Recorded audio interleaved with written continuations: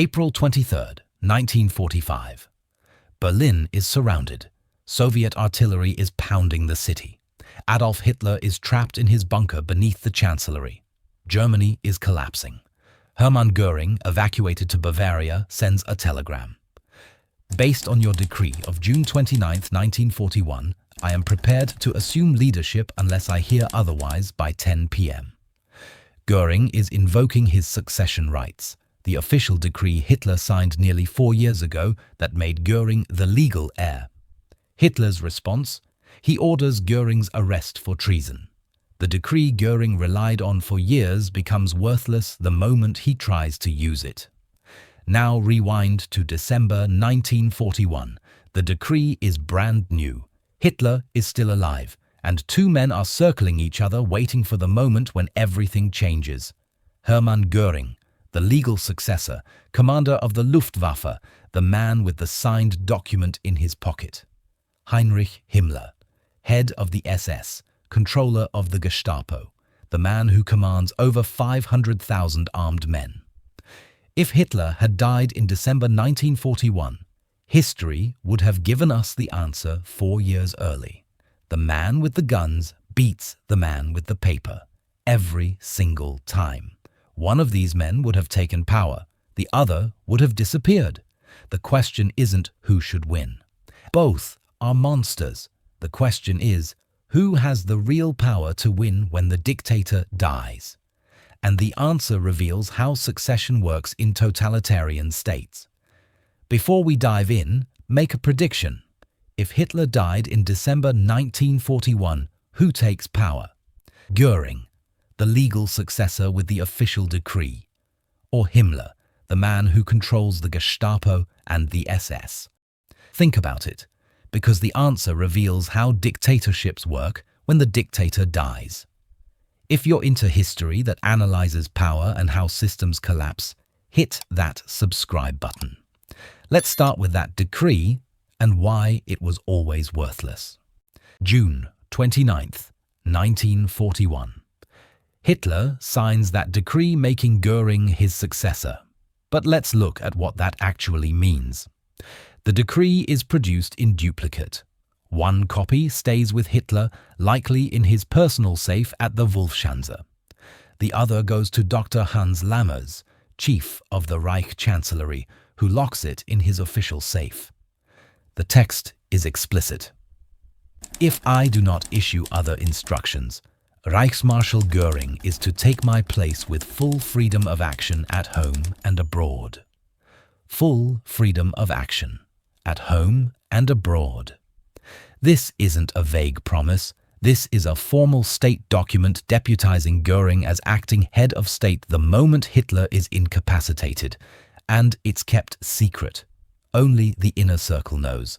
Lammers, Keitel, probably Bormann. But everyone in that circle understands what it means. Hermann Göring carries the ultimate trump card.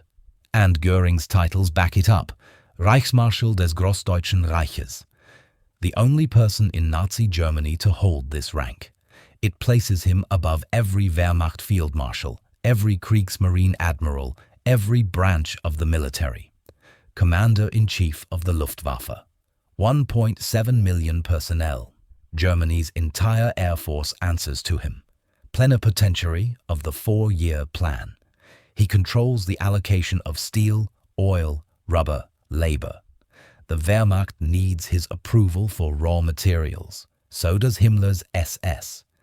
Minister-President of Prussia, the largest German state. President of the Reichstag. On paper, Hermann Göring is untouchable, the designated successor with more power than anyone except Hitler himself. But 6 months changes everything. By December 1941, Göring's empire is crumbling. The Luftwaffe achieved air superiority over the Soviet Union in the opening weeks, but the advance to Moscow stalls in mud and snow. By December, freezing temperatures ground most aircraft. The Luftwaffe can't operate effectively. The Wehrmacht is in full retreat. The Soviets are counterattacking, and the Luftwaffe, Göring's personal domain, is being exposed as unprepared for winter warfare. November 17th, just 1 month ago. Luftwaffe General Ernst Udet killed himself. Production failures, impossible demands. The suicide of a senior Luftwaffe commander is a public humiliation for Göring. And there's something else. Something Göring has been hiding for years. Something Heinrich Himmler knows about. Hermann Göring is an addict, not morphine, as most people assume. Paracodeine. A dihydrocodeine derivative he's been taking since he was wounded in the beer hall putsch in 1923. By December 1941, he's consuming 20 to 30 tablets daily. And Heinrich Himmler knows it.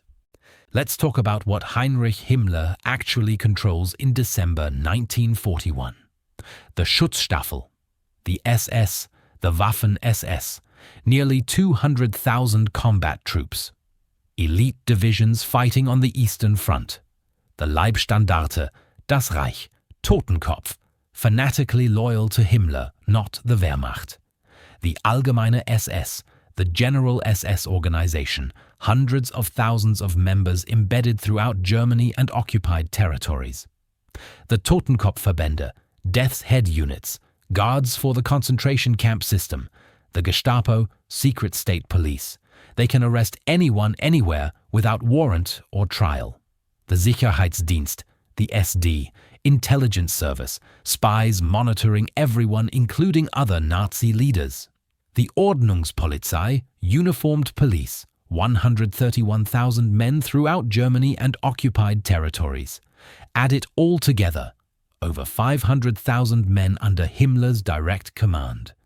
This isn't just an organization, this is a parallel state. But Himmler's real weapon isn't force, it's information.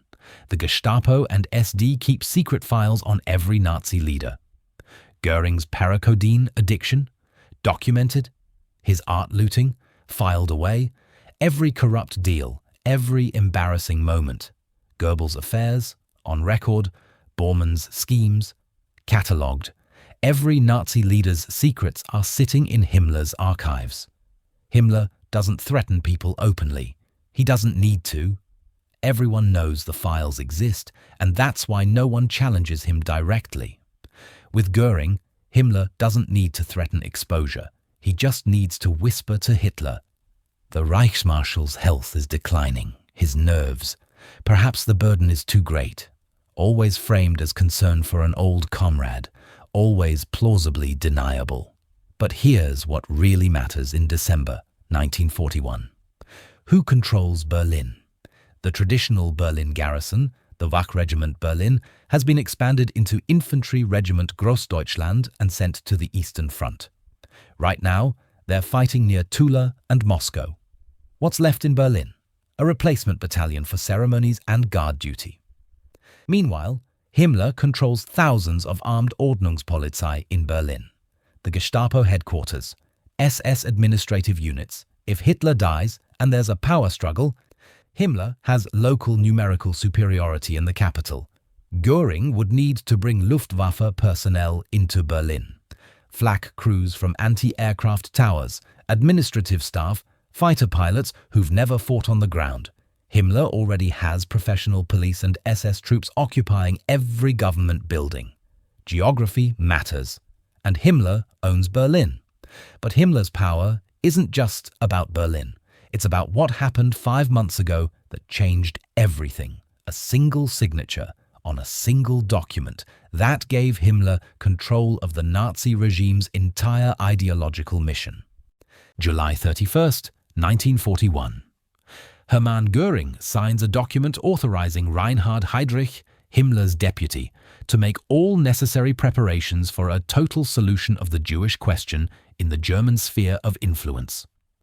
Göring probably viewed this as bureaucratic delegation, handing off a messy police matter so he could focus on the economy and the air war. For Himmler, this document is a blank check. The SS now has supremacy over all other state agencies in matters of security and race. The Wehrmacht can't interfere. The civilian administration can't object. Even Göring's own economic offices have to defer to SS operations.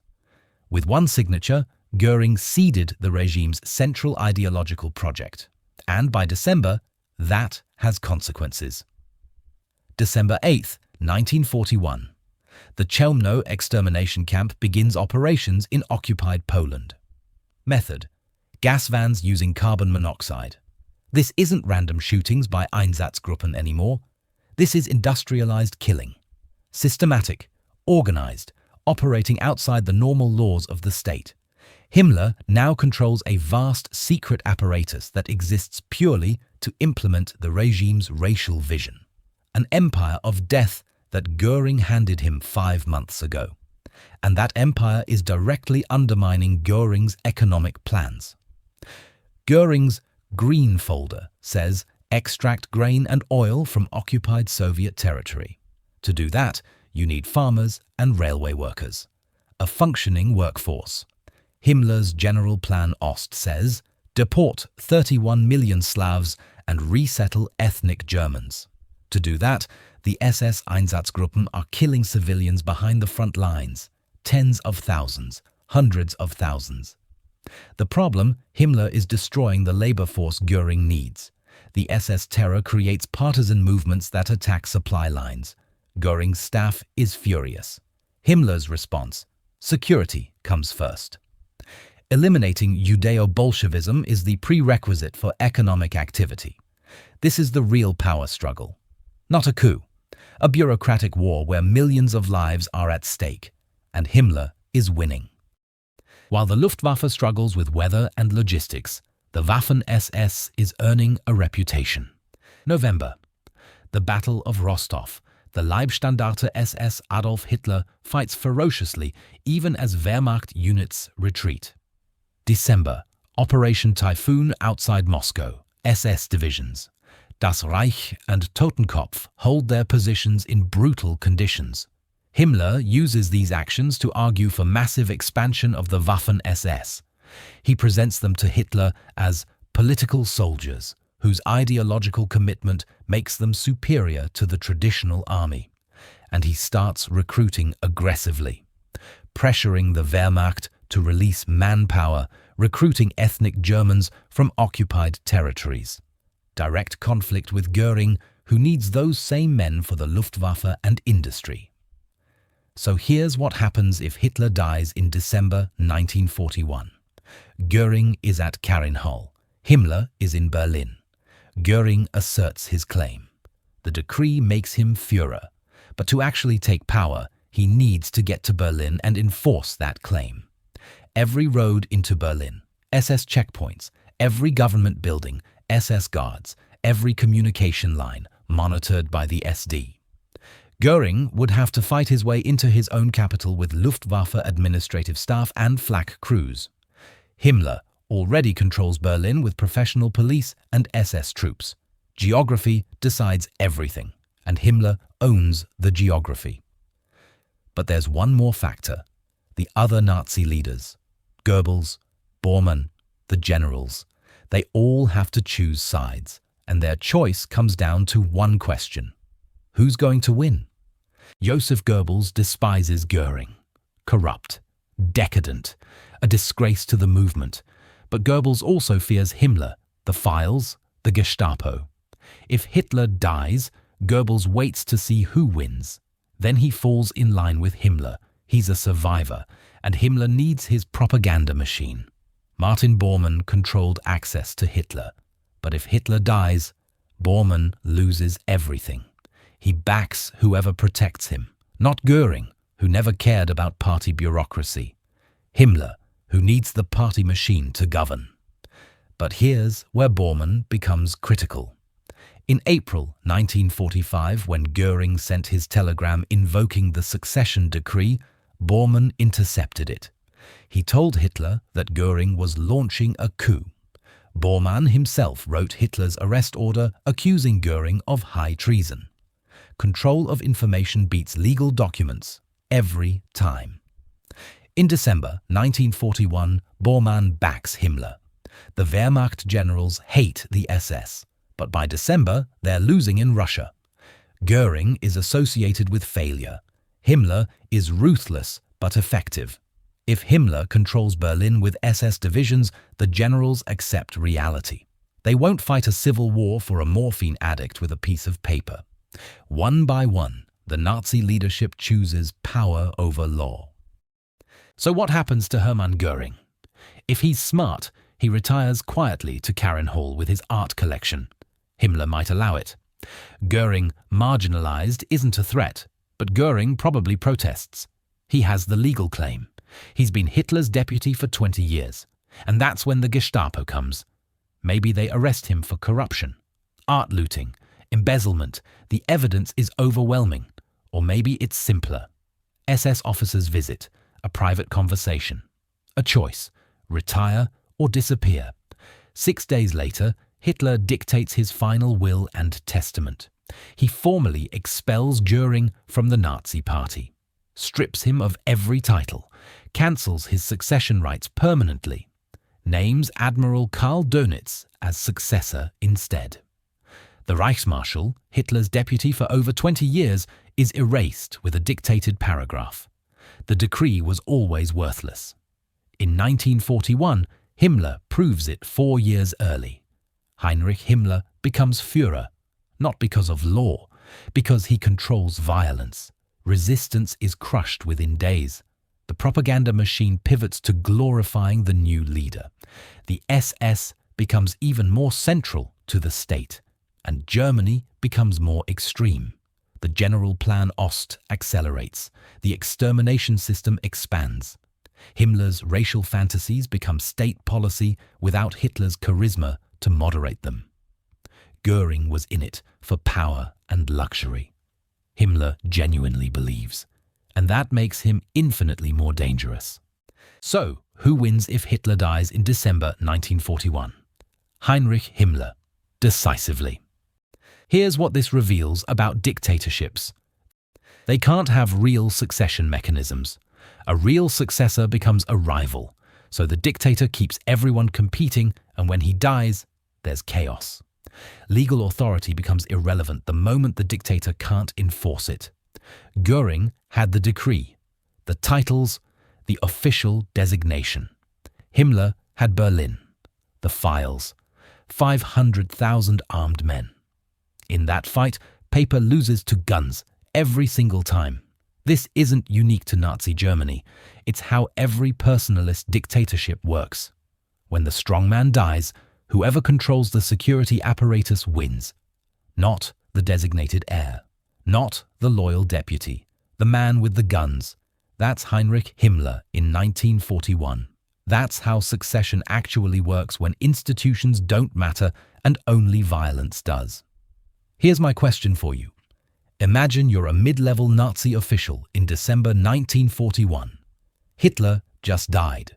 Göring claims the succession based on the decree, but Himmler's SS is securing Berlin and making arrests. You have to choose. Back Göring on principle and risk the Gestapo? Back Himmler and become complicit in his power grab? Try to stay neutral and hope you survive? What do? Drop your answer in the comments, because this isn't just about Nazi Germany. It's about how power works when legal authority collapses and only force remains. If this changed how you understand dictatorships and succession, hit that like button. Subscribe for more history analyzing power, politics, and why institutions matter more than individuals. Thanks for watching.